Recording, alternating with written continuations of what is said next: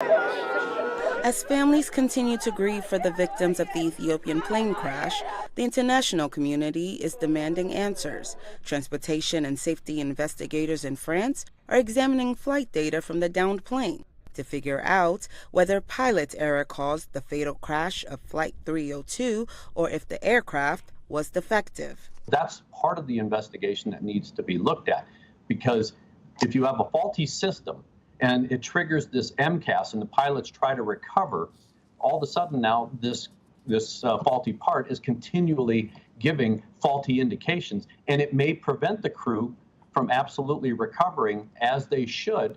Also under scrutiny, the planes themselves. Some pilots have reported problems with Boeing 737 MAX 8's automation system, which they say has a control change that is too dramatic and likely dangerous in critical moments. It's down to seconds, but we need reaction time to identify. That's what the problem is.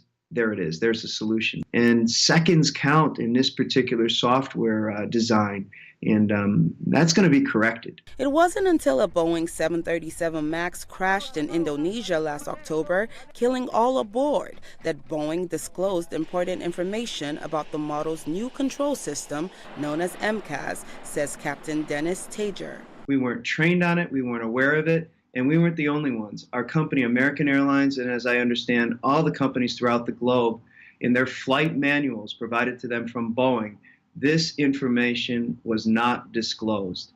So then we asked some serious questions. What else on the aircraft have we not been made aware of? Many countries have grounded Boeing 737 MAX planes, including the United States and Ethiopia. Aviation authorities in both countries citing concerns over similarities between the two fatal accidents.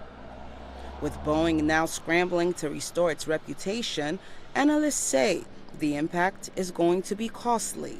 There's a lot of variables, but I think a reasonable best case scenario is in the hundreds of millions or $1 billion. But at the end of the day, this is a company that earned about $10 billion last year. In other words, it's going to be painful, but this is also not a real threat to their future.